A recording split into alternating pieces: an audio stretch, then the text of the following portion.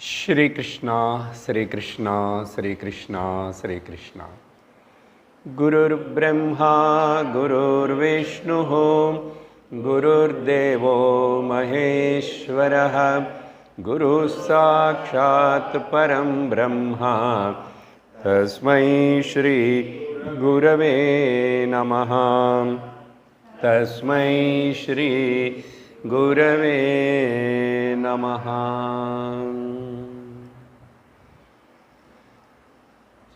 कूजन्तं राम रामेति मधुरं मधुराक्षरम् आरुह्य कविताशाखां वन्दे वाल्मीकिकोकिलम्। आपदामपहर्तारं दातारं सर्वसम्पदां लोकाभिरामं श्रीरामं भूयो भूयो नमाम्यहम्। यत्र यत्र रघुनाथकीर्तनं तत्र तत्र कृतमस्तकाञ्जलिं भाष्पवारि परिपूर्णलोचनं मारुतिं नमत राक्षसान्तकम्। जानकीकान्तस्मरणं। हरि ओम तत्सत्। ஸ்ரீ ராம குணகானங்கள்.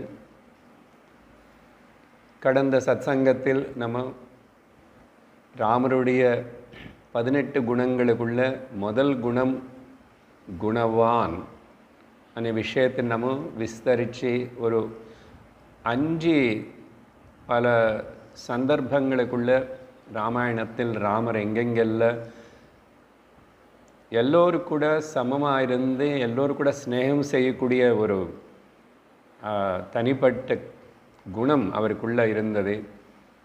எல்லோரும் கூட அட்ஜஸ்ட் பண்ணிக்கூடிய குணம் இருந்தது.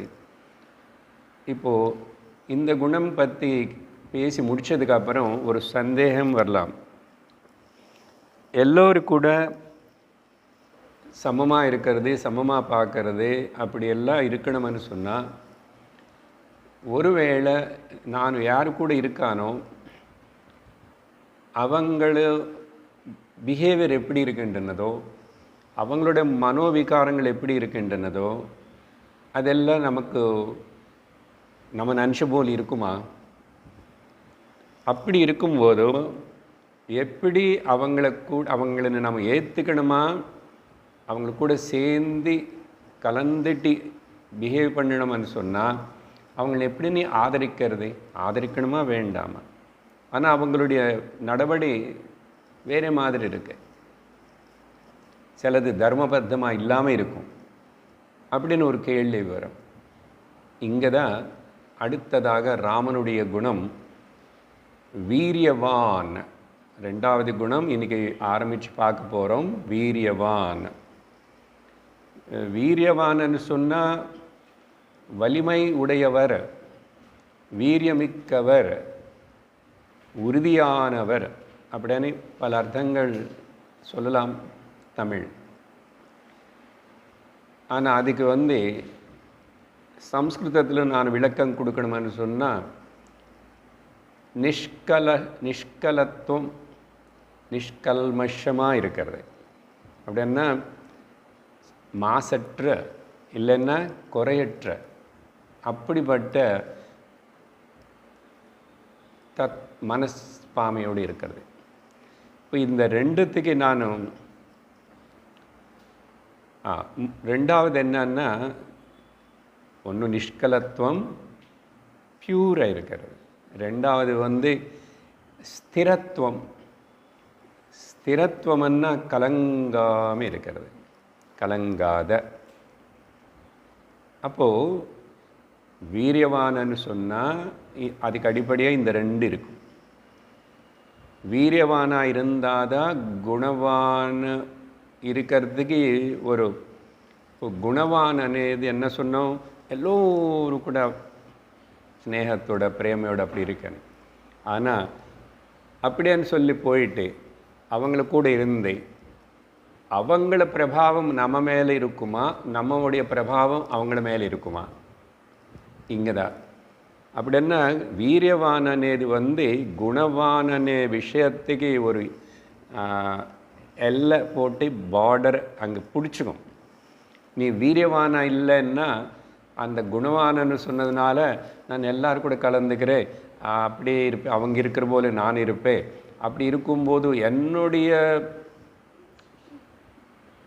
சத் பிரவர்த்தனத்தினு நான் காம்ப்ரமைஸ் ஆகிடுவேன், என்னுடைய தர்மத்தினு நான் கொஞ்சம் காம்ப்ரமைஸ் ஆகிடுவேன்னு ஆக மாட்டான். அப்படி ஆகாமல் இருக்கிறதுக்கு பேர் வீரியவான். அப்போது குணவானன்னா சொல்லியிருக்கோம், குணமுள்ளவன் யோக்கியனன்னு சொல்லணும். இப்போது இந்த ரெண்டு விஷயத்தையும் நான் கனெக்ட் பண்ணுறதுக்காக உங்களுக்கு இன்னும் கொஞ்சம் சிம்பிளாக இங்கிலீஷ் லாங்குவேஜில் சாமான்யமாக புரியற போல் சொல்கிறேன். குணவானன்னு சொன்னால் ப்ரொஃபிஷியன்ட். ஸ்கூலில் குழந்தைகளுக்கு எல்லாருக்கும் ஏதாவது ஒரு சப்ஜெக்டில் நல்ல மார்க் வாங்கி அடிக்கடிக்கு அந்த சப்ஜெக்டில் நல்லாவே மார்க் வாங்கி இப்படிலாம் இருந்தால் அவனுக்கு அந்தந்த சப்ஜெக்டில் ப்ரொஃபிஷியன்சி சர்டிஃபிகேட் கொடுப்பாங்களா ஸ்கூலில் கொடுப்பாங்க. அந்த ஆனுவல் டே அந்த மாதிரி ஃபங்க்ஷனில் ப்ரொஃபிஷியன்சி சர்டிஃபிகேட் நிறைய கொஞ்சம் குழந்தைகள் நிற்கும் க்யூவில். அப்படின்னா என்ன, அந்த ஒரு விஷயத்து மேலே நல்ல ஒரு அறிவு இருக்குது, அது நல்லா படிச்சுட்டான், அது எக்ஸாம் வச்சு எழுதிட்டான், எல்லாம் இருக்கனால அதனால் he is a proficient in that particular field.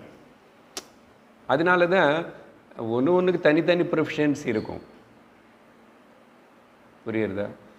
இப்போது அடுத்தது என்னென்னா, ப்ரொஃபிஷியண்ட்டாக இருந்தால் பத்தாது, எஃபிஷியண்ட்டாக இருக்கணும்.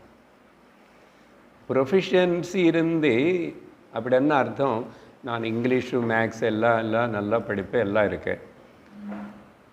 ஸ்கூலில் இருக்கும்போது டீச்சர் சொல்லும் போது கிளாஸில் எல்லாம் நல்லதாக சொன்னான், ஏதுவே ஹோம்ஒர்க் எல்லாம் நல்லா பண்ணான்.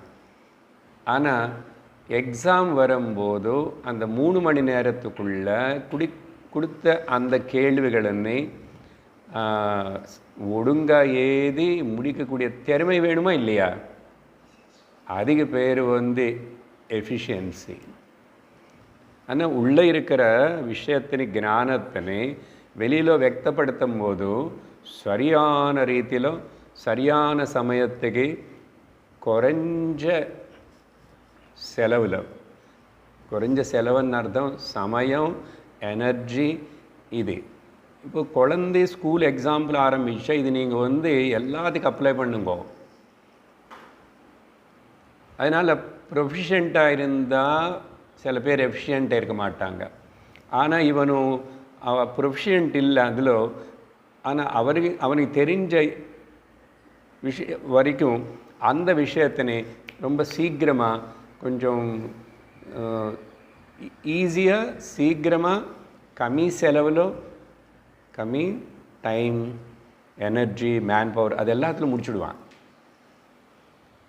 ஆனால் அவனுக்கு விஷயம் அவ்வளோ தெரியலன்னா கூட அப்போது ஒரு மனுஷனு ஒழுங்க அவனு ஷைன் ஆகணும் வாழ்க்கையில்னு சொன்னால் both this efficiency, proficiency and efficiency ரெண்டுமே கரெக்டாக பேலன்ஸ்டாக இருக்கணும்.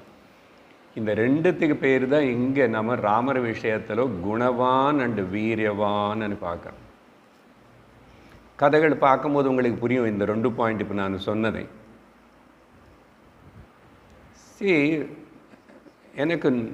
நான் எக்ஸ்பீரியன்ஸ்டு பர்சன் தான். ஆனால் சமயம் வரும்போது தேவைப்படும் போது நீ அந்த சந்தர்ப்பத்தை சமாளித்து நீ செய்ய முடியணும். ஏன்னா எல்லா சூழ்நிலையும் ஒரே மாதிரி இருக்காது இல்லையா? வாழ்க்கையில் எல்லா நாளும் எல்லா சூழ்நிலை ஒரே மாதிரி இருக்காது, மாறி மாறி வரும். அப்போ அப்படி மாறி மாறி வந்துட்டு இருந்தால் கூட நானும் அதுக்கு தகுந்த போல் டெசிஷன் எடுத்து தகுந்த போல் செயல்பட்டு தகுந்த போல் அதில் எல்லா வாட்டி சாதிப்போமான்னு இல்லை. ஆனால் கூட but I did my best. சரி, இதில் மேலும் சொல்லும்போது இப்போ என்னென்னா, இந்த ரெண்டுத்து கனெக்ஷன் புரிஞ்சுதா? இப்போ புரிஞ்சுது. இப்படி இருந்து அடுத்ததாக இப்போ இந்த கேள்விக்கு பதில் கொடுத்தோம். இது இங்கிலீஷில் சொல்லணுமன்னா எந்த ரெண்டு? நிஷ்கலத்துவம் ஸ்திரத்துவத்துக்கு இங்கிலீஷில் நான் சொல்லணுமன்னா இமாக்குலேட் அண்ட் அன்பர்டர்ப்டு, அன்டிஸ்டர்ப்டுன்னு அர்த்தம். பிரதிகூலமாக இருந்த சூழ்நிலை எல்லாமே ஓகே, பட் சிலவாட்டி பிரதிகூலமாக இல்லை, நமக்கு அனுகூலமாக இல்லை. அப்படி இருந்தால் கூட, அனுகூலமாக இல்லைன்னாலும் பிரதிகூலமாக இருந்தாலும் கூட தைரியத்தோட, அதனால் இங்கே நிர்பயத்வனே பேர் கூட ஒன்று ஆட் பண்ணிக்கலாம், ஒரு வார்த்தை. அப்போது என்னுடைய சத் பிரவர்த்தனம், குட் கேரக்டர், என்னுடைய வேல்யூஸ்னு வந்து காம்ப்ரமைஸ் பண்ணாமல், டைல்யூட் பண்ணிக்காமல் நீ எல்லாருக்கூட எப்படிப்பட்டவங்களுக்கு கூடான கூட இருக்கிறதுக்கு பழகணும். அந்த திறமை இருந்தால் போத் நீ உனக்கு ப்ரொஃபிஷியன்சி இருக்குது, எஃபிஷியன்சி இருக்குன்னு அர்த்தம். சரியா? அப்போது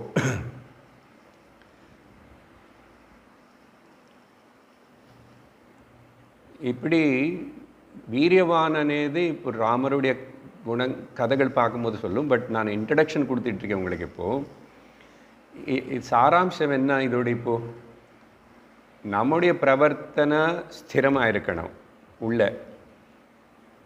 ஆனால் அவங்களுக்காக ஏதோ நான் வந்து காம்ப்ரமைஸ் ஆனது போல் காணப்படும் வெளியில். ஆனால் நான் ஒன்றும் என்னுடைய வேல்யூஸ்னே தர்மத்தை நான் விடவே இல்லை. அப்படின்னா நம்முடைய சத்பிரவர்த்தனம், என்னுடைய வேல்யூஸ் வந்து டைல்யூட் ஆகக்கூடாது. சரியா? அப்படின்னா அங்கங்கே இருந்துட்டு நல்லது கிரகிச்சுக்கோ, கெட்டது வந்து விட்டுடும். புரியுதா? நல்லதே ஏற்றுக்கணும். இது வந்து உபனிஷத்தே சொல்கிறது. இது தைத்திரியத்தில் குரு வந்து 10-12 வருஷம் சிஷ்யனுக்கு டீச் பண்ணதுக்கப்புறம் அவன் கிளம்பி இப்போ போகும்போது கடைசியாக ஒரு இன்ஸ்ட்ரக்ஷன் கொடுக்குறாரு.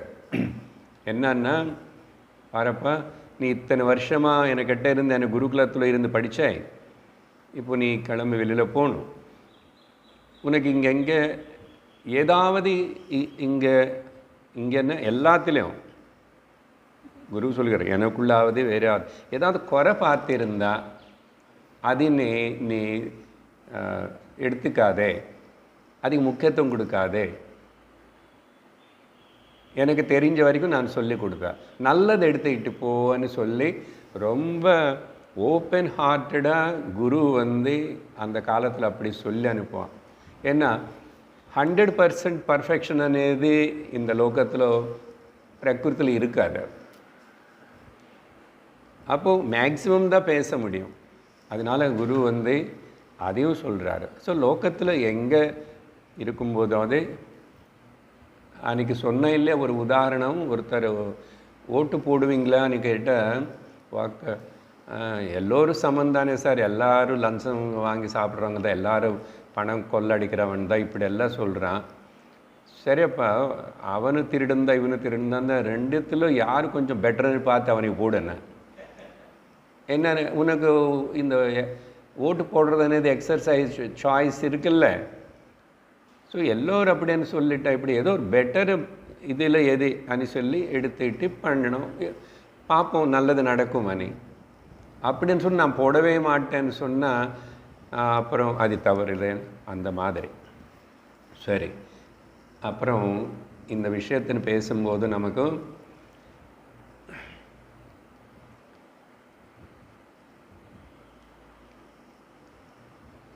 இதுக்கு ஒரு உதாரணம் சொல்கிறேன், வேறு இன்னும் சுலபமாக புரியறதுக்கு.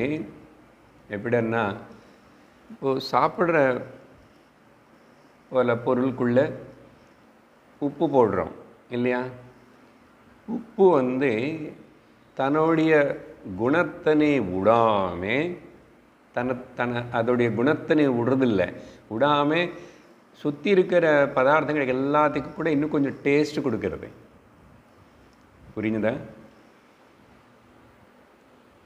அது இருக்கும், அது தன்னுடைய குணத்தின் விடுறதில்லை. அதேபோல் தான் இந்த குணவான் எல்லோரும் கூட எப்படி இருந்தால் கூட அவனுடைய நல்ல குணங்களை அவனு விடுறதில்லை. மேலும் எல்லோருக்கும் நல்லது செய்கிறதுனால எல்லாருக்கும் பலன் கிடைக்கும். எப்படி சாப்பாட்டுக்கு சுவை வருதோ இந்த உப்பு போடுறதுனால வருதா இல்லையா? எல்லாத்துக்கும் நீ கலத்துக்கிறது, ஆனால் தன குணத்தின் உடலை அப்படி நாம் புரிஞ்சுக்கணும்.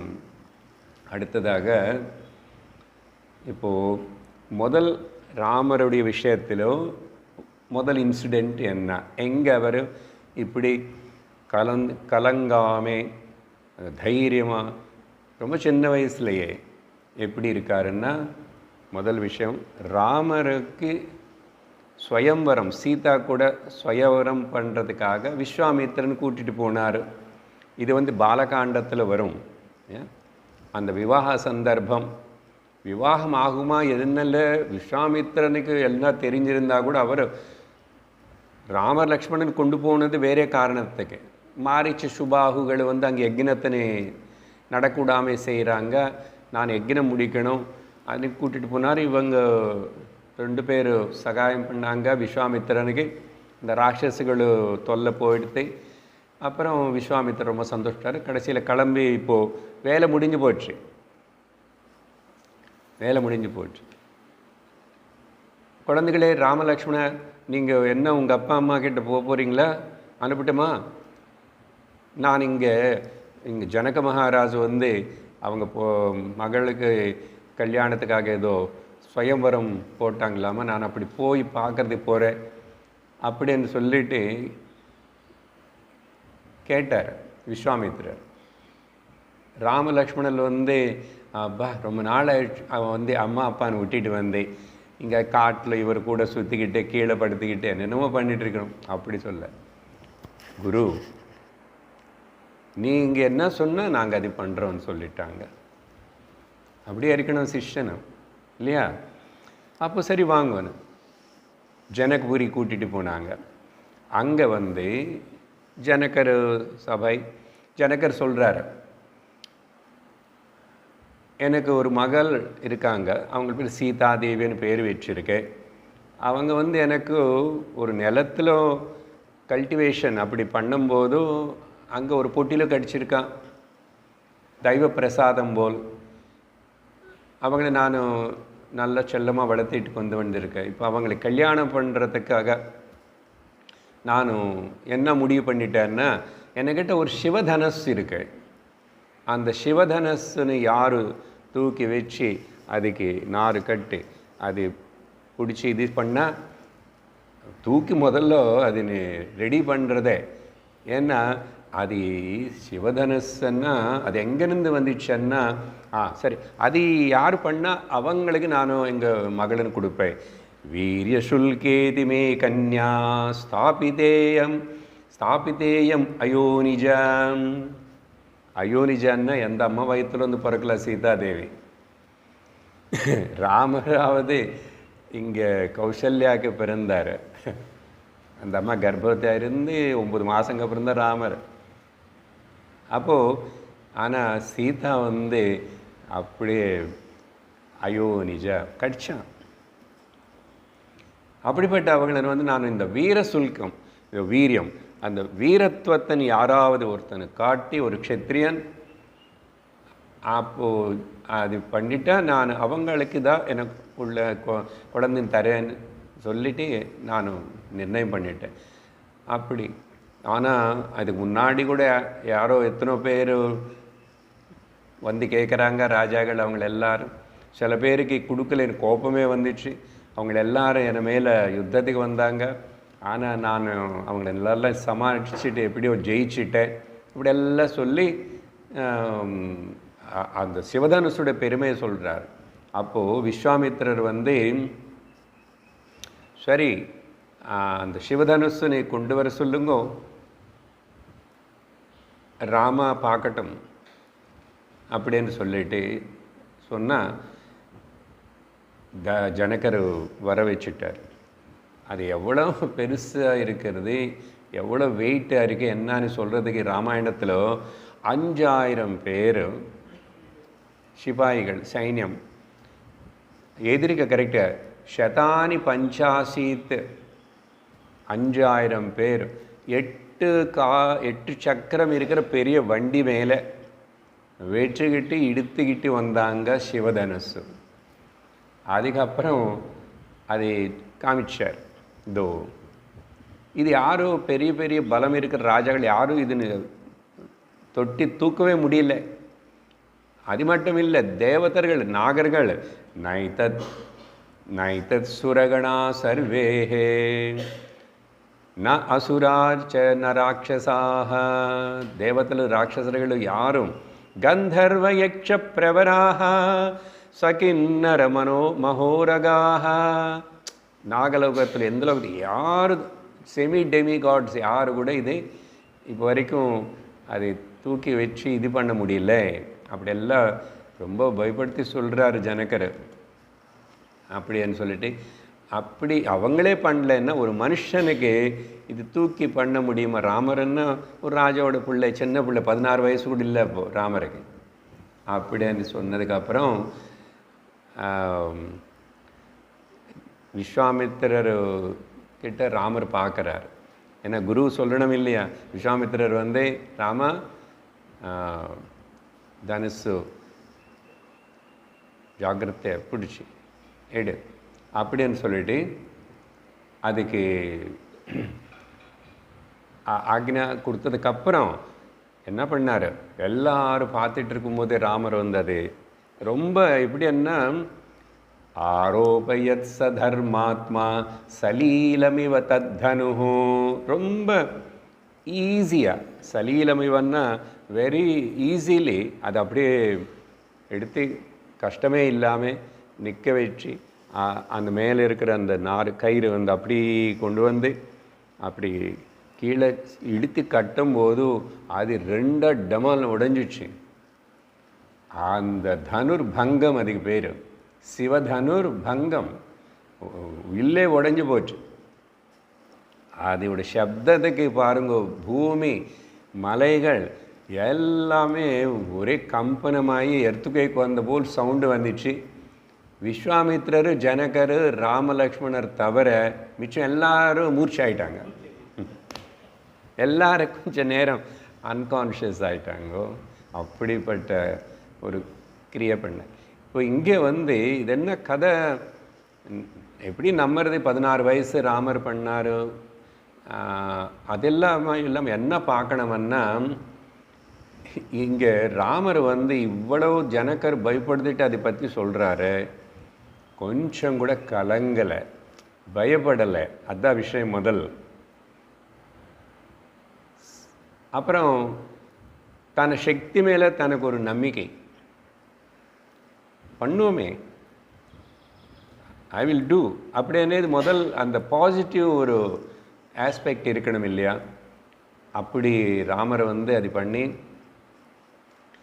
இப்போ இதே இங்கே பண்ணார் இப்படின்னு சொன்னால் அடுத்த வரப்போகிற காரியங்களெல்லாம் எப்படி இருக்கும் అనేది நம்ம ஊகிச்சுக்கணும்.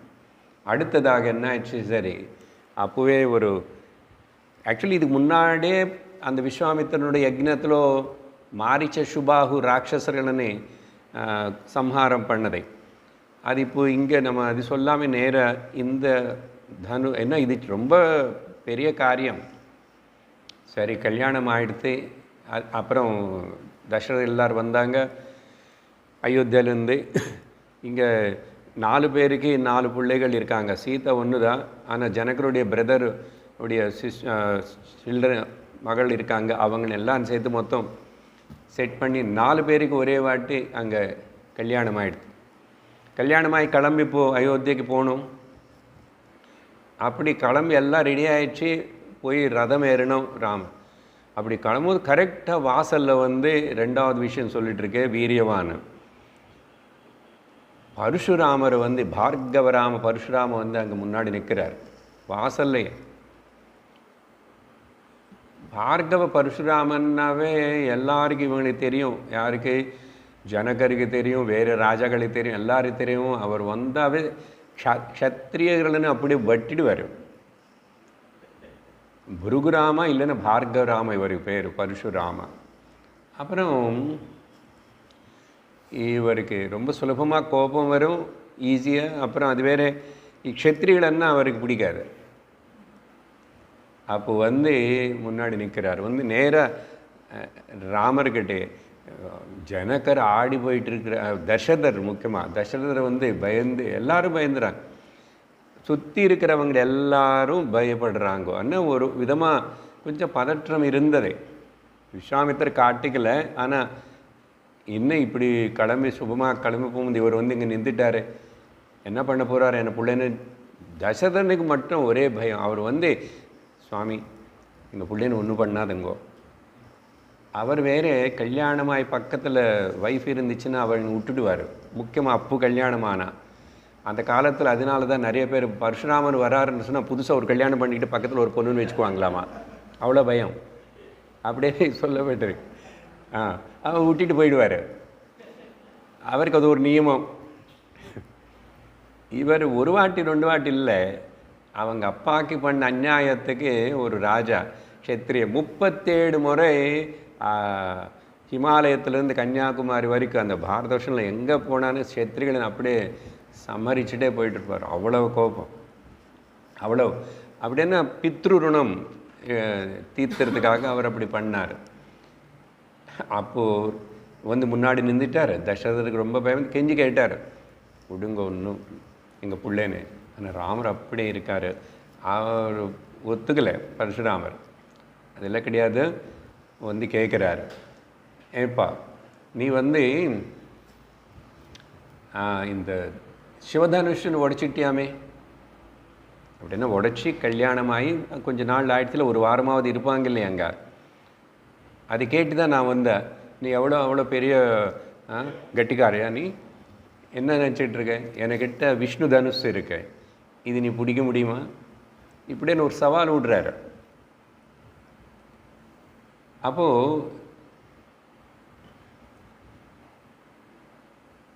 அப்படி பேசிட்டா ராமர் சொல்கிறாரு, பித்ரு ருணம் தீர்த்தறதுக்காக நீங்கள் ரொம்ப நல்ல பிரயத்தனோட ஒரு முடிவோட நிறைய என்னமோ சாகசம் எல்லாம் பண்ணிங்க, நிறைய க்ஷத்ரிகள் எல்லாம் சாப்பிட பண்ணி, அதுக்கு எல்லாத்தையும் நான் உங்களை பாராட்டுறேன். ராமர் சொல்கிறாரு பரசுராமர்கிட்ட. ஆனால் நீ இந்த வில்லு தூக்க முடியுமா? விஷ்ணு வில்லு இப்படியெல்லாம் எனக்கு சக்தி இல்லாத போல், நான் ஒரு லாய்க்கில்லாத க்ஷத்ரியன் போல் நீங்கள் நினச்சிட்டு க்ஷத்ரிய தர்மம் உனக்கு அனுசரிக்க தெரியாது, உனக்கு எங்கே அவ்வளோ பவர் இருக்கு, நீ சின்ன பிள்ளை, இப்படியெல்லாம் என்னோடய சாமர்த்தியத்தை நீங்கள் அண்டர் எஸ்டிமேட் பண்ணி இப்படி பேசிட்டா அது மீனிங்லெஸ்ஸு, அர்த்தமில்லாத பேச்சு. இப்போ என்னுடைய சக்தி தேஜஸ்ன்னு பாருங்க அப்படின்னு சொல்லிட்டு ராமர் சொல்கிறாரு. வீரியஹீனமிவா சக்தம் க்ஷத்ரதர்மேண பார்கவ அவஜானாசி மே தேஜः பஷ்ய மேத்ய பராக்கிரமம். அவஜானசி மே தேஜः பஷ்ய மேத்ய பராக்கிரமம். நான் இப்போ சொன்னது அர்த்தம், அதுக்கு ஸ்லோகம் படிச்சுட்ருக்கு. இன்றைக்கி பாருங்க என்னோடய சக்தியுமே பராக்கிரமம் என்னான்னு சொல்லிட்டு ராமரை பரசுராமர் கையில் இருக்கிற அந்த விஷ்ணு தனுஷனை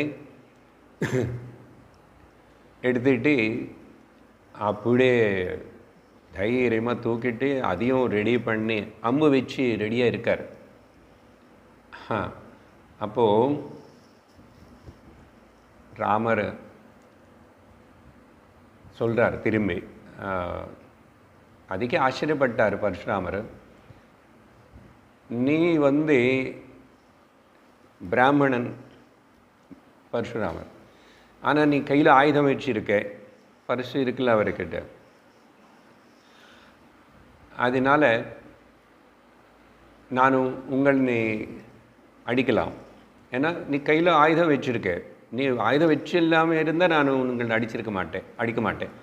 ஆனால் அடிக்கலாம். ஆனால் நான் என்னுடைய குருவான விஸ்வாமித்திரனு நீங்கள் பந்து. அது மட்டும் இல்லை, நீங்கள் எனக்கு அப்போது குரு எனக்கு எவ்வளோ பூஜ்யமோ நீங்களும் எனக்கு அவ்வளோ ரெஸ்பெக்டபுள் பர்சன் தான். அதனால் இந்த அம்பு வச்சு இந்த வில்லு உங்களுடைய உயிர் நான் எடுக்க மாட்டேன். ஆனால் வேறு 2 சாய்ஸ் தரேன். இதில் உனக்கு என்ன வேணுமோ அது சொல்லணும். ஏன்னா நான் பிடிச்சாச்சு வச்சாச்சு, இது விடணும். அப்படி விடாமல் சும்மா பார்த்தீங்களா, சரி அப்படி வைக்க ராமர் பானம் வச்சதுக்கப்புறம் எடுக்க மாட்டார். வில்லு வச்சா அம்பு வச்சாச்சுன்னா என்ன பண்ணுறாரு, உங்களுடைய கவன சக்தி அப்படின்னா, இப்போ நீங்கள் நின்று சாயங்காலம் அவரை ரொம்ப ஸ்ட்ரிக்ட்டு சூரியாஸ்தமம் ஆகிறதுக்குள்ளே திரும்ப இமாலயங்களுக்கு போய் அங்கே உட்காருவார். எப்படி போவார், ஆகாசத்தில் போவார், எப்போ போவார். அந்த கவன சக்தியை நான் டிஸ்ட்ராய் பண்ணிட்டோமா, நாசனம் பண்ணிட்டோமா? இல்லை, இவ்வளோ வருஷம் நீங்கள் தபஸ்னால் செஞ்சு சாதித்த உத்தமமான லோகங்களில் எல்லாத்தையும் நாசனம் பண்ணிட்டோமா? சாய்ஸ் இஸ் யுவர்ஸ்ன்னு சொன்னார்.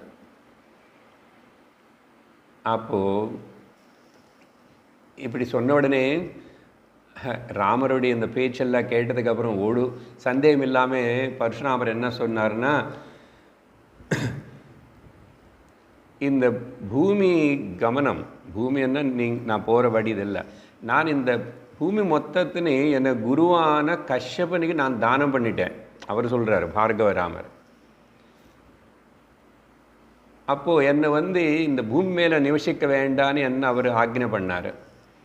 அதனால தான் நான் ராத்திரி சமயமானப்போ இந்த பூமி மேலே இருக்க மாட்டேன். அதுதான் சொன்னானே, சன்செட்டுக்குள்ளே அவர் மலை மேலே போனோம், மகேந்திர பர்வத்தம். அதனால் நீங்கள் அது என்னுடைய கவனம்னா என்னோட வடினை நீங்கள் டிஸ்ட்ராய் பண்ணிவிட்டு நான் அங்கே போக முடியாது. ஆனால் நான் தபஸு செஞ்சு சாதித்த அநேக லோகங்கள் இருக்கு, உத்தம லோகங்கள், அது எல்லாத்தையும் நீங்கள் நாசனம் பண்ணுங்கன்னு ராமர்கிட்ட சொன்னால், ராமர் அதே போல் அந்த அம்பு விட்டுட்டார். அதனால் அவருடைய தபஸ்னால் சாதித்த நிறைய அவருடைய லோகங்கள் எல்லாம் டிஸ்ட்ராய் செய்யப்பட்டது. இதுக்கு வேறு அந்தர்கதமான அர்த்தம் வேறு இருக்குது. என்ன தபஸ் செஞ்சானோ அதுக்கு ஏதோ பலன்காக தபஸ் பண்ணால் அது கர்மா ஆகிடும். அது கர்மா ஆயிடுச்சுன்னா பந்தம் ஆகிடும். அதனால தான் இந்த பரசுராமர் விஷயத்தில் சொல்கிறதுக்கு வேறு ஒரு பெரிய பிரகரண கிரந்தமாக சொல்லப்படுற திரிபுரா ரகசியத்தில் அவர் திரும்பி இதெல்லாம் இவ்வளோ செஞ்சார் ஒரு பிராமணன். அதனால் அவருக்கு திரும்பி ஒரு நல்ல சாந்தி, நிம்மதி, மோட்சமுக்காக அவர் தத்தாத்திரேய சுவாமி குருன்னு ஆசிரிக்க வேண்டியதாயிடுச்சு. அது ஒரு பெரிய கதை. திரிபுரா ரகசியம் అనేది ஒரு டெக்ஸ்ட். அதில் அப்படி தான் அவர் திரும்பி 12 வருஷம் ஒரு உபாசனை பண்ணி, அதுக்கப்புறம் உபாசனை முதல்ல சொல்லி கொடுத்தாரு. என்ன, ஒரு மனுஷனுக்கு அந்த உபாசனை கர்மயோகம் செஞ்சு சித்தசுத்தாகி பிரசாந்தமாகணும். ஈர்ஷா, ராகத்வேஷங்கள் இதெல்லாம் போய் எந்த சாதிப்பு கிடையாது. ஞான நிஷ்டை வரத்துக்கு வேண்டிய பாருங்க, பரசுராமருக்கே அப்படி பண்ண வேண்டியதாகிடுது. அதுக்கப்புறம் இந்த 12 வருஷத்துக்கு அப்புறம் தான் டீச் பண்ணார். இது வேதாந்தம் நம்ம இங்கே படிக்கிறோம் பார்த்தீங்களா,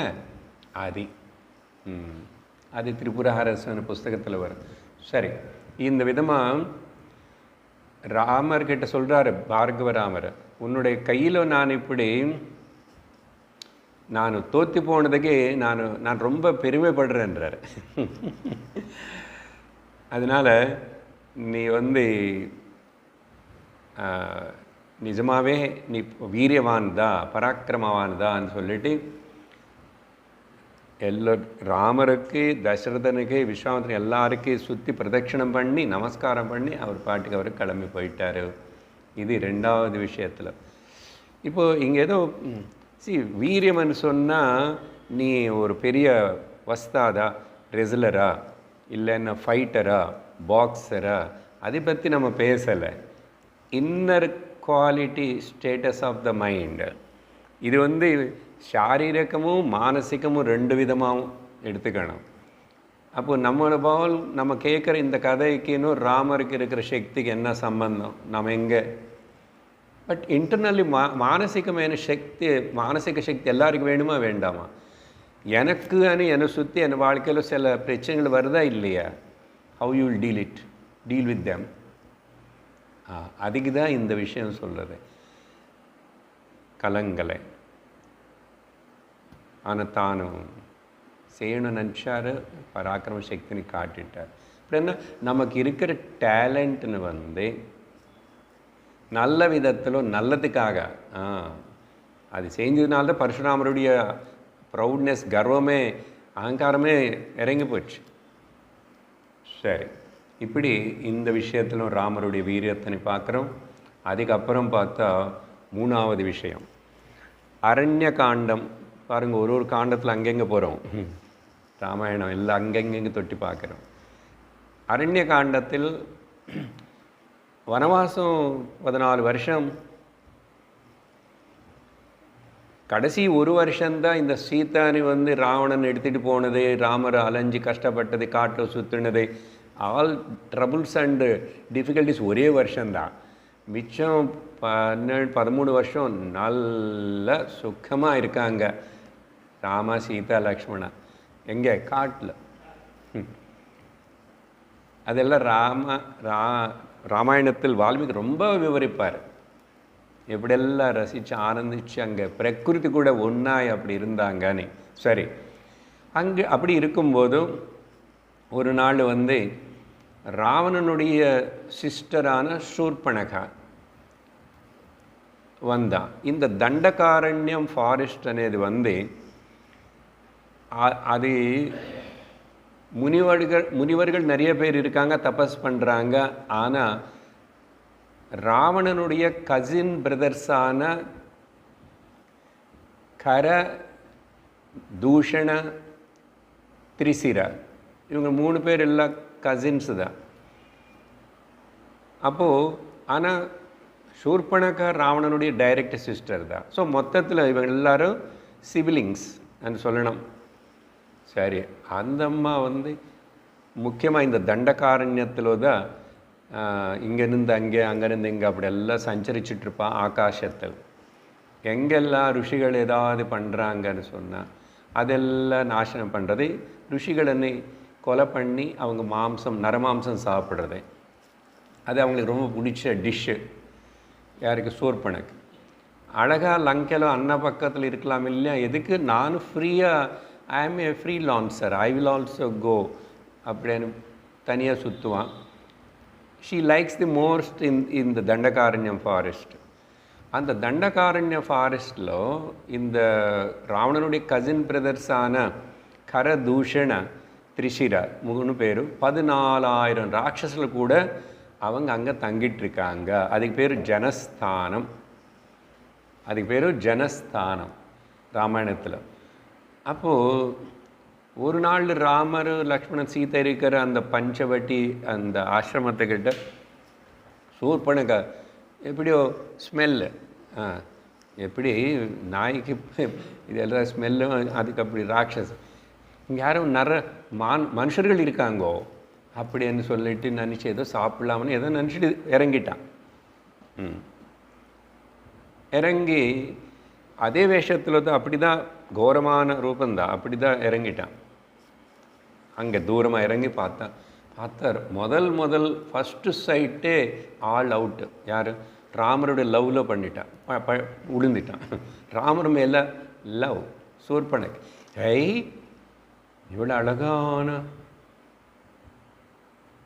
உடனே ராமர்னு பார்த்த, ராமன்னு சொன்ன காமம் ஓடி போகணும்.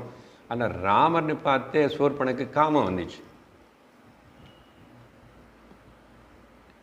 அது முன்னாடி கல்யாணம் ஆகலைன்னா தெரியல, கல்யாணம் ஆகலை நினைக்கிறேன். ஏன்னா இவங்க ஹஸ்பண்டுன்னு அப்படியே பிரேக்ஃபாஸ்ட்டை கட் பண்ணி சாப்பிடுவானே, யார் மாப்பிள்ளை கொடுப்பான் இந்த அம்மாவுக்கு? அதனால எப்படியோ கல்யாணம் ஆகலை. சரி, இப்படி இவன் கல்யாணம் பண்ணி ஆசைப்பட்டான். அப்படி ஆசைப்பட்டு ராமர் அப்படி தான் ஜபம் தியானம் எல்லாம் பண்ணி காலையில் அனுஷ்டானம் பண்ணி அப்படி கண்ணை திறந்து பார்த்தா இந்த பயங்கரமான ரூபத்தில் சூர்பனன் நிற்கிறான். ராமர் நினச்சார், நான் ஏதாவது தப்பாக பண்ணிட்டானா, மந்திர ஜபம் எல்லாம் ஏதாவது ராங்காக பண்ணானா, இது என்ன காட்சி இப்படின்னு சொல்லி நினச்சி அந்த அம்மா ரொம்ப அப்படி இப்படி பேசி, நீங்கள் ரொம்ப நல்லா இருக்கீங்க, அழகாக இருக்கீங்க, நான் உங்களுக்கு மேலே எனக்கு ரொம்ப அன்பு லவ் வருது, அப்படியெல்லாம் இப்படி சொல்லிட்டேன், நீங்கள் எனக்கு கூட வந்தாச்சுன்னா என்னை கல்யாணம் பண்ணிட்டேன்னா அப்படி இப்படி நான் உலகமெல்லாம் சுற்றி காட்டுவேன், அங்கே கொண்டு போய் இப்படியெல்லாம் ஏதோ பேசுகிறான். ராமர் சொன்னார், இல்லைம்மா நான் ஆல்ரெடி கல்யாணமான மேரிடு பர்சன் தான். அப்புறம் அதோ என்னோட தம்பி அங்கே இருக்கான் பாரு, அவனுக்கு கல்யாணமானவன் தான், ஆனால் அவர் பத்தினி நீங்கள் கொண்டு வரல, ஒருவேளை அவன் இஷ்டப்பட்ட நீ போய் பேசுவான்னா. லக்ஷ்மணன் அப்போ என்ன பண்ணிட்டுருக்கார், அவர் காலையில் எழுந்திரிச்ச உடனே சிலதெல்லாம் ஏதாவது கட் பண்ணி கொண்டு வரன ஒரு கத்தி வச்சுக்கணும் இல்லையா, ஒரு இருக்கும் எல்லா வேலைக்கு, அது கசக் கசக்குன்னு இப்படி ஒரு கல் மேலே சாணை பிடிச்சிட்டு இருக்கிறார், அங்கே இங்கே பார்க்காம. இந்த அம்மா போய் அங்கே கூப்பிட்டு ஏதோ பேச ட்ரை பண்ணால் லக்ஷ்மணன் கண்டிக்கவே இல்லை. அப்புறம் பெரிய ஷாடோ தெரியுது, அந்த அம்மா நிற்கிறது, யாருன்னு பார்த்து இப்படியெல்லாம் சொன்னேன். உங்கள் அண்ணான்னு கேட்டால் அவர் ஒத்துக்கலை, நீங்கள் அவர் கருப்பாக வேறு இருக்கார், நீங்கள் சிகப்பாக இருக்கீங்க, இவங்க 2 பேர் வேறு வேறு. அதனால் இப்படி எல்லாம் சொன்னால் லக்ஷ்மணன் திரும்பி இல்லை இல்லை இல்லை நான் எல்லாம் அப்படி இல்லை, எங்கள் அண்ணா கிட்ட போன்னு சொல்லி கொஞ்சம் நேரம் ஃபன் விளையாடிட்டாங்க. அதுக்கப்புறம் ராமரை அதுக்கப்புறம் சொன்னார், எங்கள் ஒய்ஃப் பார் இங்கே தான் இருக்கா அப்படின்னு சொல்லி சீதனை காட்டிட்டேன். சீதனை பார்த்ததுக்கப்புறம் சூர்பனக ஐயா இதென்ன அகரபத்தி பிராண்டு, இது உனக்கு ஒய்ஃபா, நான் பார் எப்படி இருக்கான்னு, பாட்டு பெல்லி, எனக்கு டைனிங் டேபிளே தேவையில்லை, எனக்கு தொப்பை மேலே எல்லாம் நான் வச்சுக்கிட்டு சாப்பிட்லாம் அப்படிப்பட்ட.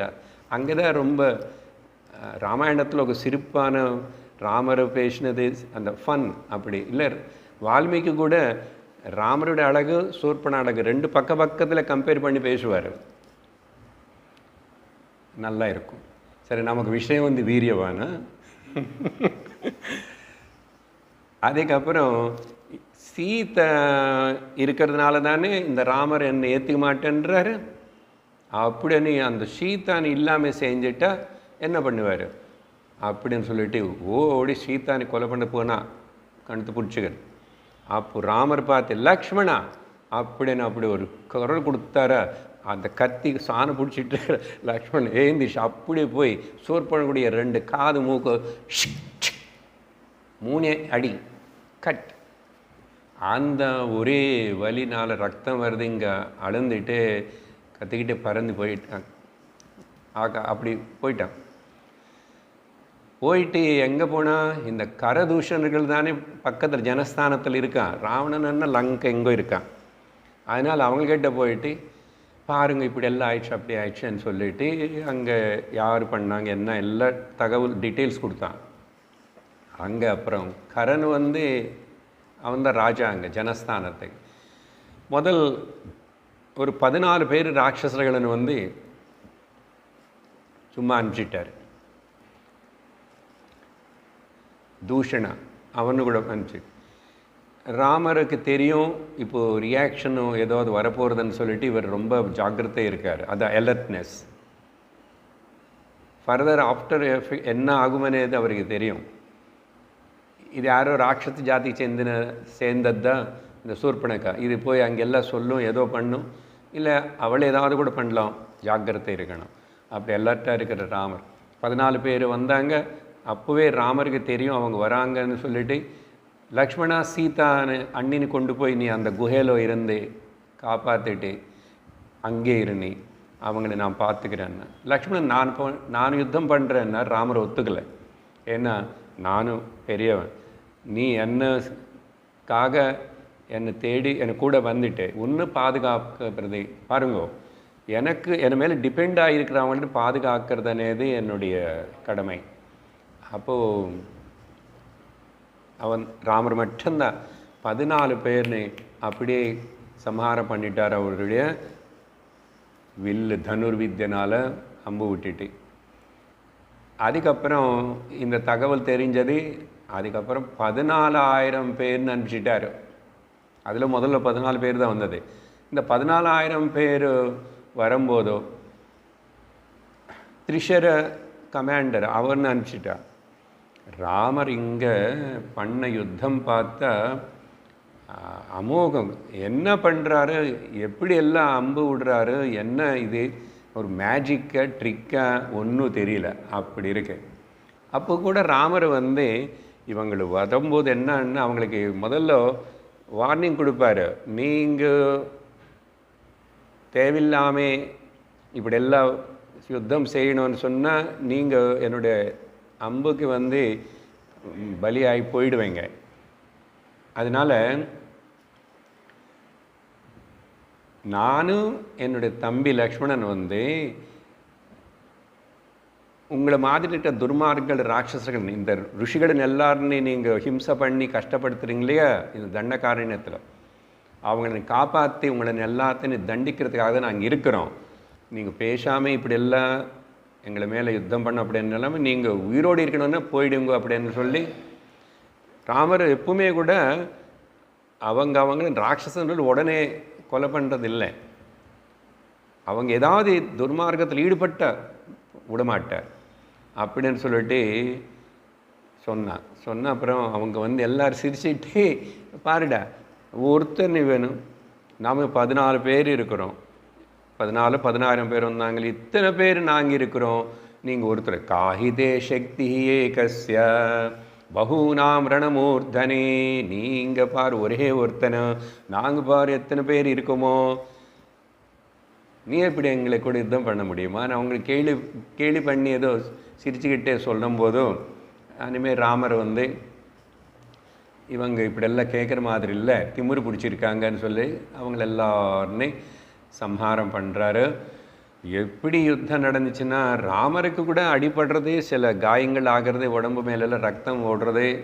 ஆனால் கூட சாயங்காலம் சமயத்தில் அஸ்தமிக்கும் போது அந்த சூரியன் எப்படிப்பட்ட ஒரு வர்ணத்தில் இருக்காரோ, ராமர் கருப்பான சரீரத்து மேலே ராமருக்கு சரீரம் மேலே காயங்களாகி அப்படி ஊண்ட்ஸ் ரத்தம் ஓடுறது பார்த்து அப்படி அஸ்தமிக்கிற சூரியன் போல் இருக்காராம ராமர். இப்படி ராமர் செய்கிற யுத்தம் பார்க்கும்போதும் ததோ ராமசு சம்க்ருத்தா மண்டலீகிருத கார்முகா, வில்லுன்னு அது எப்படி ரவுண்டாக பண்ணிட்டாராமா. அது வில்லு எப்படி ரவுண்டாக பண்ண முடியும்? நார்மலாக அங்கே அது சிவதனுசன் இப்படி வெண்பண்ணாவே உடஞ்சி போச்சு. ஆனால் இவர்கிட்ட இருக்கிறது அதுன்னு ஒரு சக்கரம் போல் பண்ணி நடுவில் நார் வச்சு எல்லா பக்கம் அம்பு விடுறாரா, என்னமோ சர்க்கஸ் பண்ணுறது போல் ட்ரிக் பண்ணுறது போல் இருக்காமா. இது யாருக்கு என்ன நடக்கிறதுன்னு தெரியல. எப்போ எடுக்கிறார், எப்போ தொடுகிறார், எப்போ விடுறாரு, எடுக்கிறார் தொடுகிறார் விடுறார், எடுக்கிறார் தொடுகிறார், எடுக்கிறார் தொடுகிறார், ஒன்றா ரெண்டா எல்லாம் 5 தலை இருக்க பாம்பு போல் இவருடைய அம்பெல்லாம் போயிட்டு அத்தனை ராட்சசர்கள்னு பட் பட் பட் பட்டுன்னு எல்லாரும் தலை போய் கீழே விழுந்து இறந்து போய்ட்டுறேன். அது பார்த்ததுக்கப்புறம் கடைசியாக இனிமேல் திரிசிரனும் போயிட்டான், 14,000 பேர் போயிட்டான். அப்புறம் கடைசியில் வேறு வழியில் கரன் அவன் வரான். நீ என்ன எதிர்க்கோ பார்க்கலாம், எதிர்ப்பியா அப்படின்னு சவால் விடுறார் ராமர்கிட்ட. அப்போது கூட ராமர் கரனுக்கு கூட ஒரு அட்வைஸ் கொடுக்குறார். பாருங்க, அந்த மாதிரி டிஸ்டர்பன்ஸ் இருக்கும்போது எப்படி இருந்திருக்கணும், ஒருத்தராக பண்ணுறாரு.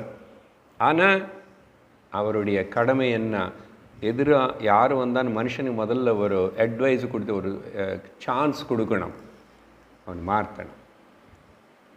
அதுக்கப்புறம் அவன் வரலன்னா அதுக்கப்புறம் தான் இப்போ கொடுத்தார்ல ஏப்ரல் 29 நாட்களில் எல்லா கூண்டாஸ் சரண்டர் ஆகணும். இல்லைன்னா மே 4th அப்புறம் என்ன ஆகுமோ தெரியாது. அதுபோல் அல்டிமேட்டம் கொடுக்கணும். அப்போ ராமர் சொல்கிறாரு, இத்தனை பேர் உனக்கு நீ பார்த்தால எல்லோரும் போயிட்டாங்க. நீ உனக்கு சான்ஸ் கொடுக்குற, நீ வந்து அடங்கிட்ட, யுத்தம் விட்டுட்ட, உயிரோடு இருப்பேன். பார்த்தீங்களா? ஆனால் கடைசியில் இப்படி ஒரு அட்வைஸ் கொடுத்தா கூட அவன் வந்து கேட்கலை. இதுதான் நல்ல ஒரு நமக்கு அட்வைஸ் வரும்போது வாழ்க்கையில் அது கேட்காம இருக்கிறது. we are losing the chance. அப்போ ஆக்னேயாஸ்திரம் வச்சு கரன்னு கூட ராமர் சம்ஹாரம் பண்ணிட்டார். இப்படி அந்த ஒரே ஆள். இப்போ கடைசியில் கேள்வி என்ன, அவங்க அத்தனை பேர் இருந்தியும் ராமர் ஒருத்தர் இருந்தியும் இது எப்படி நடந்துச்சு? இது நடக்கும்போது தேவதைகள் எல்லாரும் ஆகாசத்தில் நின்று பார்க்குறாங்க. சில பேருக்கு சந்தேகமே வந்துச்சு, பயமாயிடுச்சு. ராமர் ஒருத்தரே எல்லாம் பண்ணுறாரே எப்படியானே. ஸோ தேவதைகளுக்கு ஒரு சாம்பிள் காட்டிட்டார். நான் ராவணன், இது ஒரு சாம்பிள் பார்த்தாவே நான் தேனோ ராவணனு கண்டிப்பாக ராமர் தீர்த்து கட்டுவார் அப்படின்னு அவங்களுக்கு ஒரு நம்பிக்கை தனியாக. அப்புறம் இவருடைய சாஃப்ட் பார்ட்டுன்னா சீதைக்கு எப்பவுமே கூட பாதுகாப்பு பற்றி ராமர் ரொம்ப எலர்ட்டாக இருந்தார். அந்த அன்னைக்கு அந்த அம்மா சொன்னது கூட கேட்காம, அப்போ கூட லக்ஷ்மணன் வச்சு தானே போனார். அது அடுத்த இன்சிடெண்ட்டில் வரும். ஆனால் அங்கே ஒரு பார்த்திங்களா, நல்ல அட்வைஸ் கொடுக்கும்போது சீதை கூட கேட்கலன்னா ஒரு வருஷம் போய் அங்கே ராமர்னு பிரித்து இருக்க வேண்டியது இருக்க துக்கம். அதே போல் தான் இந்த ஜீவன் கூட பரமாத்மன் இந்த பிரிஞ்சு சொன்னது கேட்காம, சத்சங்கத்துக்கு போகாம இப்படி அப்படியே நீ சுற்றிட்டு இருக்கிறான் இந்த உலகத்தில். எவ்வளோ துக்கம் இவனுக்கு, துக்கம் மேலே துக்கம் வரும். இன்னும் பாப்பம் சேர்த்துக்கிறான், துக்கத்தின்னு சேர்த்துக்கிறான். விடுதலை தேட வேண்டாமோ? ஆனால் தேட மாட்டான். பகவான் எவ்வளோ சான்சஸ் கொடுத்துட்ருக்கிறார் நமக்கு. இப்போது எப்படி நடந்துச்சுன்னு இங்கே சில பாயிண்ட்ஸ் சொல்கிறேன். இதெல்லாம் நமக்கு விஷயம் நமக்கு பிரயோஜனப்படுறதுக்கு கதை மட்டும் இல்லை. ஒன்று என்ன, ராட்சசர்கள் ஏன் தோற்று போயிட்டாங்க அத்தனை பேர் இருந்தியும். ஒன்று வந்து அவங்க ராமர் மேலேக்கு யுத்தத்துக்கு வந்தது முதல்ல ராங் ரீசன். எந்த ரீசனும் கிடையாது, தப்பான ஒரு காரணம் வச்சுக்கிட்டு. என்னது, சூர்பனக வந்து ராமர்னு லக்ஷ்மணன் நான் கல்யாணம் பண்ணிக்கிறேன், நான் லவ் பண்ணுறேன்னு அப்படியெல்லாம் அந்த அம்மா சொன்னான். அப்புறம் சீதை மேலே துவேஷம் காட்டிட்டா, சீதனையும் இது கொலை பண்ணலாம்னு பார்த்தான். அப்போது என்ன காரணம்? அது காரணமா? அந்த அம்மா செஞ்ச தப்பு தானே. அப்படிப்பட்ட தப்பு செஞ்சுட்டு அவள் போய் சொன்னால் அவங்க உடனே நாங்கள் யுத்தத்துக்கு போகிறோம்னு சொல்லிட்டு கிளம்பி வந்தாங்க இல்லையா. It is not a proper reason. Ramar அவங்களுக்கு ஒன்றும் பண்ணலையே. என்ன ராட்சச புத்தி இருக்கிறவங்க வந்து இப்படி அவங்க வந்து அடுத்தவங்களுக்கு கெடுதல் செஞ்சுட்டு கஷ்டப்பட்டுட்டு துக்கப்படுத்திட்டு இருக்கிறத ராட்சச குணம். அது இங்கே இருக்கிற எந்த மனுஷனான ஆகட்டும். அடுத்தது என்னன்னா, எதிராளியோடைய பலம் என்னன்னது நம்ம எஸ்டிமேட் பண்ணணும் எப்பவுமே.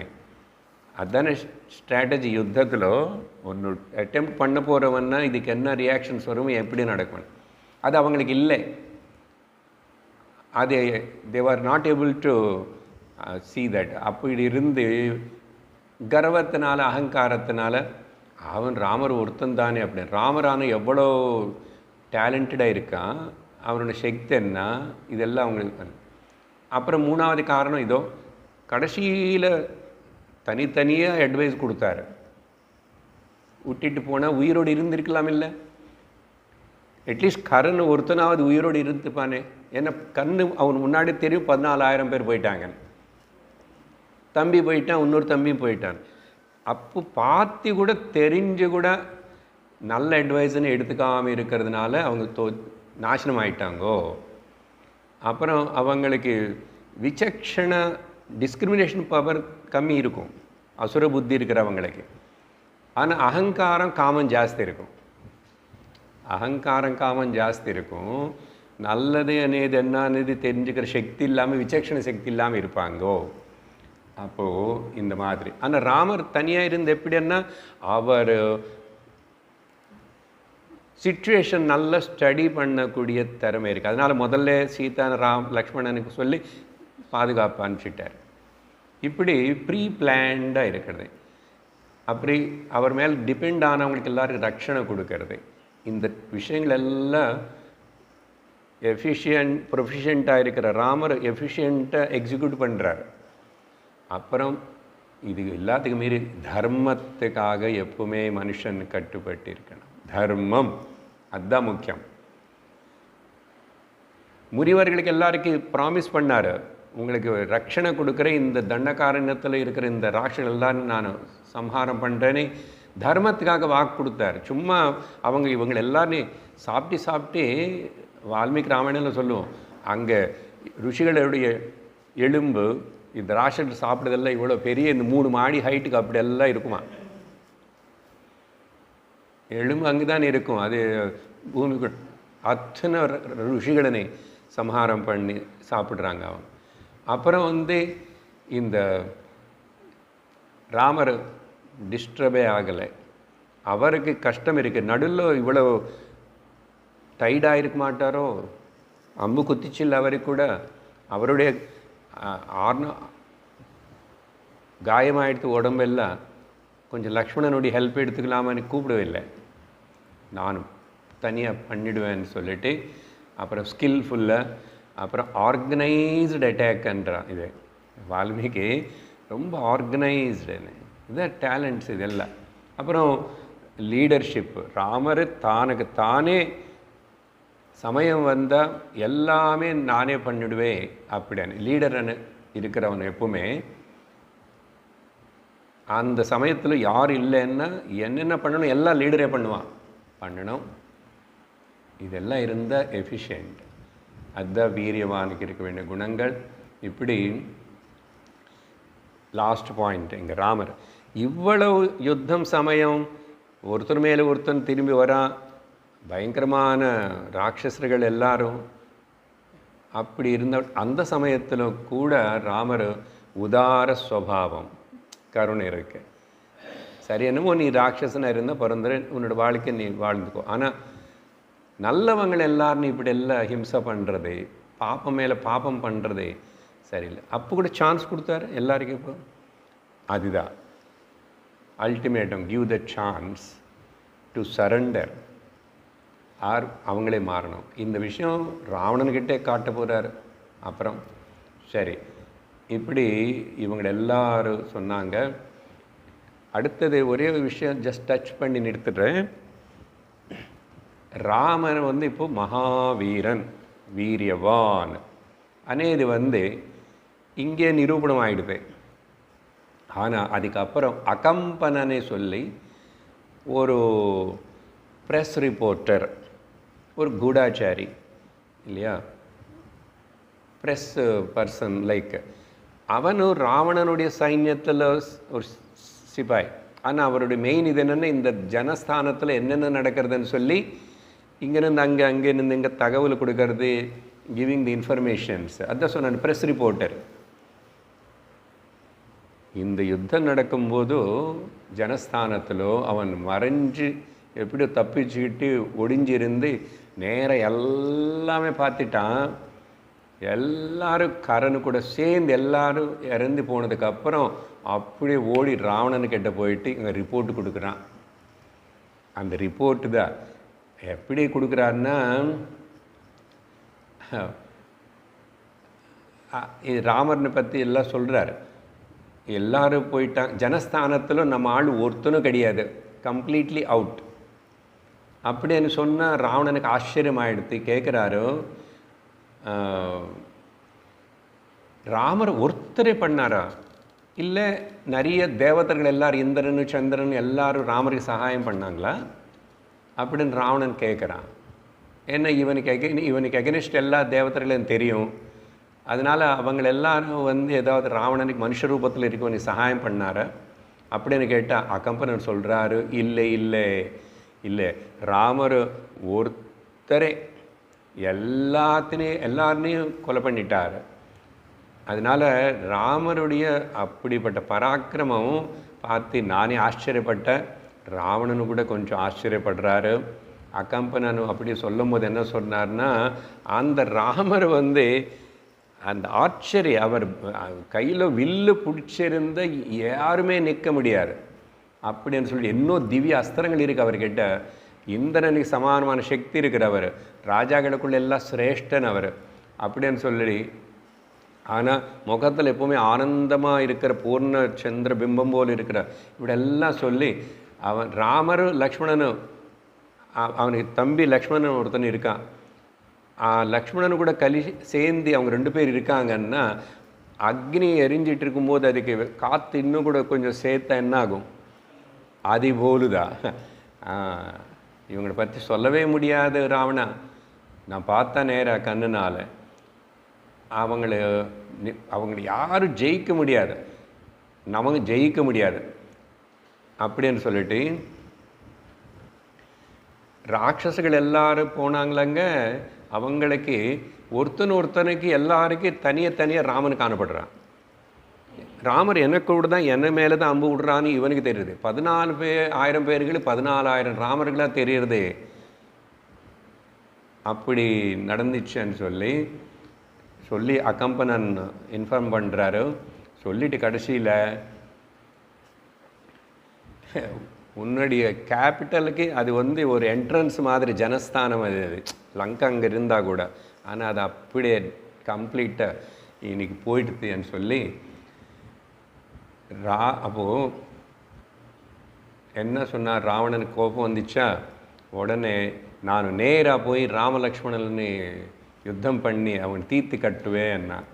அக்கம்பன் ஐயோ நேராக போகக்கூடாது, வேலை நடக்காது, நீங்கள் பண்ண முடியாது சுவாமி ராஜா.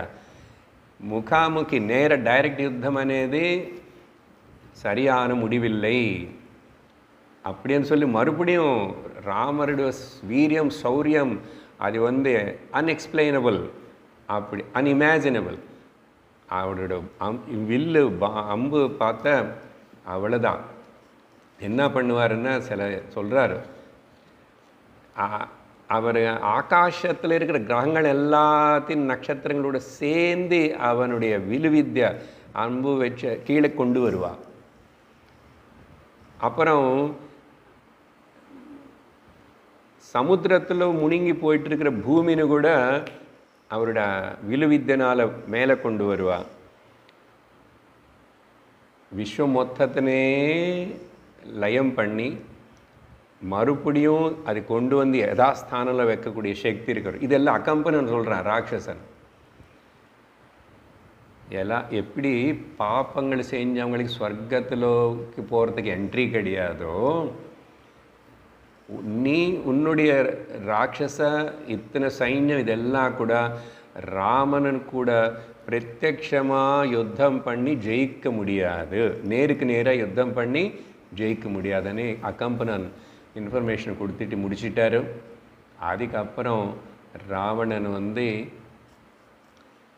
இவன் இப்படி சொல்லி விட்டுட்டா பரவாயில்ல. பாருங்க, இந்த லாஸ்ட்டு ஒரு பாயிண்ட் சொல்லி நிறுத்துறேன். கடைசியில் என்ன சொன்னான் அகம்பனன்? ராமருடைய ஒய்ஃப் இருக்க பார்த்து சீதா, அவனை நீ கிட்னாப் பண்ணி கொண்டு வந்தாச்சுன்னா ராமர் உயிரோடு இருக்க மாட்டார். பாருங்கள், இப்படிப்பட்ட அட்வைஸ் எல்லாம் கொடுக்கலாமா? இவ்வளோ சக்தி இருக்குன்னு சொல்லி இதான் நமக்கு சுற்றி பக்கத்தில் நல்ல அட்வைஸ் கொடுக்குறவங்க இல்லைன்னா ரொம்ப ப்ராப்ளம், ஜாக்கிரதை இருக்கணும். இப்படி எல்லாம் அட்வைஸ் கொடுப்பாங்க. அப்புறம் இவன் ஒரு அட்வைஸ் கொடுத்துட்டு அப்புறம் சூர்பனக இன்னொன்று சொல்லி, ரெண்டுத்தினால காமம் குரோதம் இந்த ரெண்டு அந்த ராவணனுக்குடைய உள்ளே இருக்கு நல்லாவே. குரோதத்தினை ஜெயிச்சிட்டான், ஆனால் காமத்தினை ஜெயிக்க முடியல அவனுக்கு. குரோதத்தினை எப்படி ஜெயிச்சிட்டானே இது வேறே. மாரீச்சன்னு கூட ராமருடைய பெருமை சொல்ல போகிறார். மாரீச்சனும் இறந்து போல, ஞாபகம் வச்சுக்கணும். அந்த சமயத்தில் சுபாகு மட்டும்தான் இறந்து போயிட்டான். அது ரொம்ப அற்புதமாக இருக்கும். அந்த மாரீச்சன் தான் ராவணன் கூட பேசும்போது ராமருடைய பெருமை சொல்கிறாரு மாரீச்சன். அப்போதான் ராமோ விக்கிரகவான் தர்மஹா, ராமரன்ன தர்மத்துடைய மூர்த்தி ஸ்வரூபம் ராவணா. நான் சொல்கிறேன், நீ கேட்டுக்கலன்னா சர்வம் நாசனமாகும்னு சொல்லுவார். இந்த அட்வைஸ் என்ன சொன்னாரோ இதெல்லாம் இதுக்கு ராமருடைய வீரியத்தனை அக்கம்பனன் சொல்கிறான், சூர்பனக சொல்ல போகிறான், மாரீச்சனு சொல்ல போகிறான். இத்தனை பேர் நல்லது சொல்லி, ஆனால் அக்கம்பனன் சரியான அட்வைஸ் கொடுக்கல, சூர்பனகா சரியான அட்வைஸ் கொடுக்க மாட்டான். அவங்க இன்னும் தூக்கி விடுறான். ஏன்னா இவனுக்கு ஸ்திரீ வியாமோகம் இருக்கிறதுனால அது எழுப்பி விட்டுடுறான். ஆனால் மாரீச்சன் நல்ல அட்வைஸ் கொடுத்தா அதே எடுத்துக்கல, அவன் உயிரே சாக்ரிஃபைஸ் பண்ணான் ராவணனுக்காக. அப்புறம் அங்கே விபீஷணனும் நல்ல அட்வைஸ் பண்ணுறான். வாழ்க்கையில் நல்ல விஷயம் நம்ம தேடி வரும்போது நம்ம அதை பிரயோஜனப்படுத்துக்கலைன்னா நம்ம நாசனம் ஆகிடும், நம்மளே நாசனம் பண்ணிக்கிறோம். இதோடு இன்றைக்கி நிறுத்தி மேலும் அடுத்த கதை அப்புறம் பார்ப்போம். ஓம் லோகாஹ சமஸ்தாஹ சுகினோ பவந்து, லோகாஹ சமஸ்தாஹ சுகினோ பவந்து, லோகாஹ சமஸ்தாஹ சுகினோ பவந்து. ஓம் சாந்தி சாந்தி. ஹரி ஓம் ஸ்ரீ குருभ्यो நமः. ஹரி ஓம். ஹரி ஓம் தத்சத்.